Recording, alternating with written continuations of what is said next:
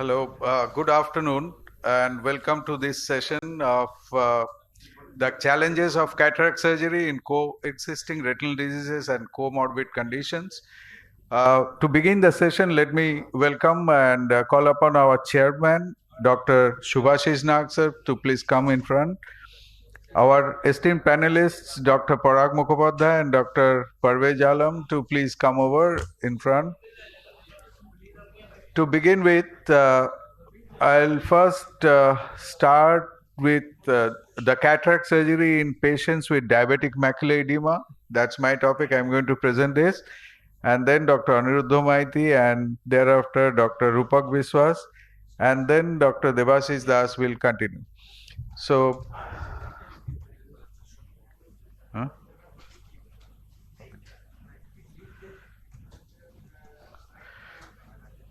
okay.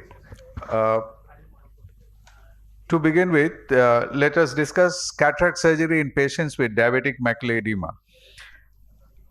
We all know that cataract is an important cause of visual impairment in diabetics, and the incidence of cataract surgery in diabetics is about 2 to 5 times higher than a comparable non-diabetic population. Well, we are going to discuss the guidelines, the progression of DME after cataract surgery, management of DME after cataract surgery, and the effect of cataract surgery on DME in vitrectomized eyes. Any guideline can be followed. It could be the American Academy guidelines of preferred practice pattern, or it could be our own Indian guidelines, or it could be the ICO guideline or any other standard guideline, but we need to follow a particular guideline for treatment of diabetic retinopathy and diabetic macular edema, especially when we are treating a comorbid condition like this with cataract, when we plan for cataract surgery. Well, the principles of management, let us first look at a situation where there is a mild cataract. We need to carefully assess the diabetic retinopathy status, and we need to treat diabetic retinopathy or diabetic macular edema if it is there. Whenever the patient stabilizes, maybe 3 to 6 months later, we can plan a cataract surgery when the cataract is really mild. Now, in this kind of a situation where the cataract is moderate and we can see the fundus, we can assess the level of diabetic retinopathy or the presence of macular edema. In these kind of situations, where we can take a clear picture of the OCT, we need to attempt to treat any severe NPDR with or maybe PDR with lasers, or any DME with anti-VEGF, grid laser, or steroids before cataract surgery. But when the situation is like this, where there is very advanced cataract and we cannot really see the fundus, we need to do cataract surgery first, and then when the visibility, when the media is clear and we can assess and treat diabetic retinopathy and macular edema whenever it is after cataract surgery at the earliest. Well, the principles of management of DME, diabetic macular edema, is we need to consider anti-VEGF before surgery, at the time of surgery, or maybe after surgery when it's discovered, when the medium is cleared. As for the progression of DME after cataract surgery, we know that cataract surgery worsens macular edema and it hastens the progression of diabetic retinopathy. And the main cause of poor visual results after lens surgery were mainly the complications of proliferative diabetic retinopathy or macular edema, diabetic macular edema. It's crucial to know the risks of worsening of DME with cataract surgery. Like we know now that if the patient did not have DME or there was no history of treatment of DME, there is 0% chance of worsening of DME, obviously. But patients with non-center involved DME had a 10% chance of worsening or developing central involving DME.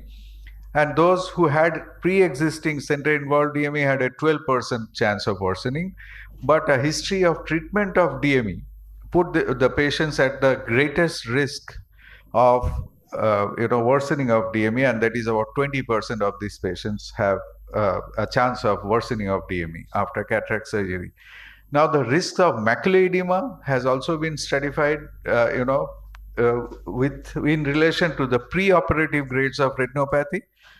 The risk of DME in the first year postoperatively was 1%, even when there was no diabetic retinopathy previous to surgery. And the worst chance risk of diabetic macular edema was with severe non-proliferative diabetic retinopathy. When severe NPDR is present before cataract surgery, there are 13% chances of development of new macular edema.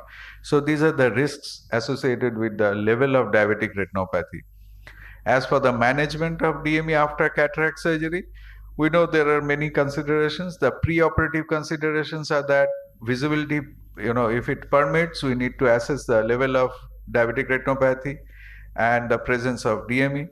Treatment of diabetic retinopathy and DME needs to be done, and use of NSAIDs before surgery is very important. Well, as for the choice of the surgery, we all know that phacoemulsification is the choice of surgery, and we need to be careful about any meiosis, anterior capsular contraction. PCRs are more common. And as for the choice of the lens, we need to understand that a large optic hydrophobic IOL is the IOL of choice in these cases. We also have data to say that combined procedure has been shown to be safer and as an effective alternative to sequential surgery. By combined I mean vitrectomy as well as cataract surgery. Now, these are the publications which actually show that phacoemulsification is superior in these kind of cases.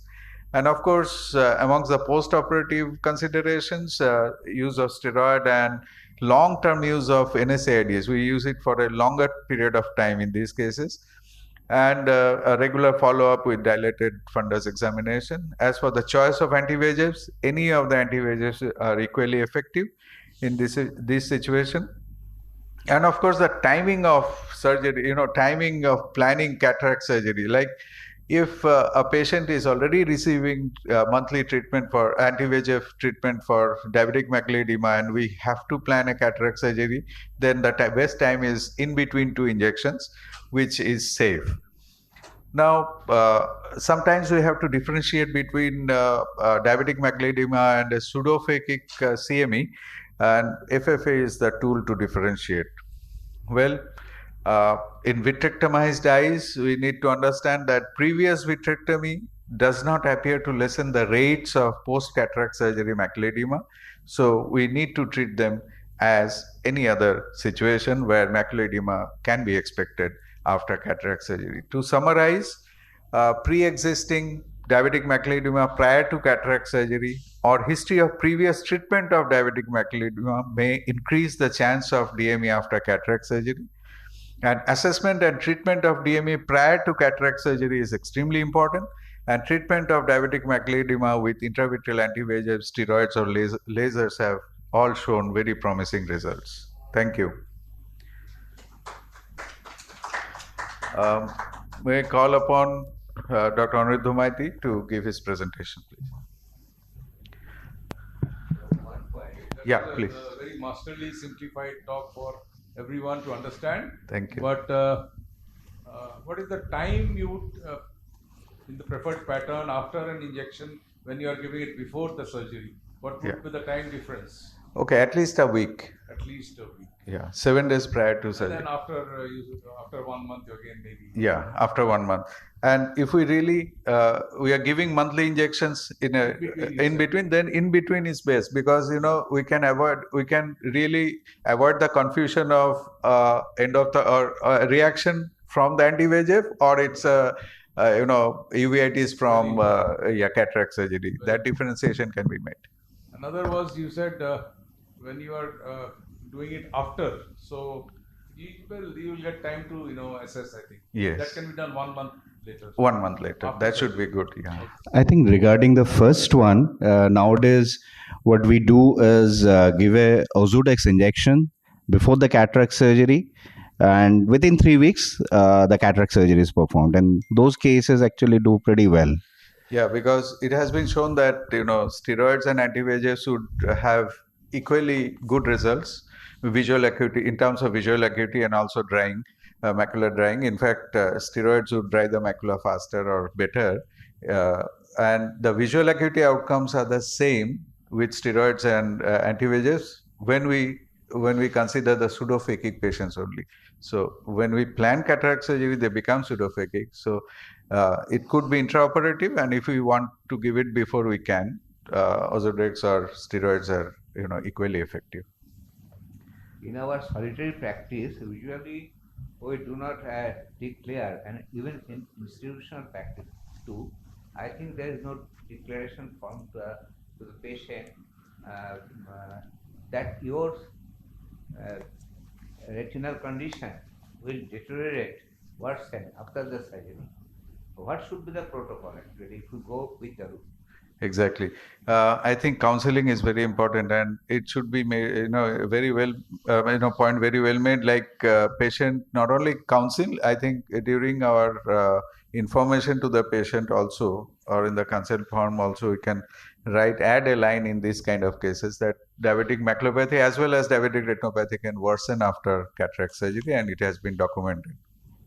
Thank you. Yeah. Well, there is a mild macular edema. Yeah. And in that cases, sometimes we prefer to give the anti-VEGF at the time of surgery, after the end of surgery. Yeah. So what you prefer? This is better, or you give first anti-VEGF, then wait for a week or 15 days, then you do the surgery. Right. So if it can be done, if it is possible, it can be done separately, like preferably before surgery. Say, I think 3 weeks before the surgery is the 3 weeks ideal before time. the surgery, it is very ideal, but it is not always that you can practice ideally. So even ICO guidelines say that during surgery you can give anti-VEGFs. Yeah. So that is absolutely okay with the guidelines permit that. Thank you. Thank you. Just one point to add is here. By doing cataract surgery, we are not adding any VEGF load.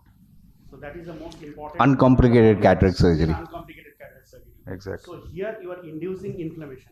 And inflammation, if there is any existing macular edema, that is getting worsened, and that inflammatory material which can cause the relapse or the recurrence of the macular edema. So to prevent recurrence of the macular edema, we are supposed to give injection, which is preferably 2 to 3 weeks before, and then perform the cataract surgery. If there is no assessment of if you are not able to assess the macular edema status, then probably you can combine, and during combination you can see with the indirect ophthalmoscope, see the fundus, and then can plan it.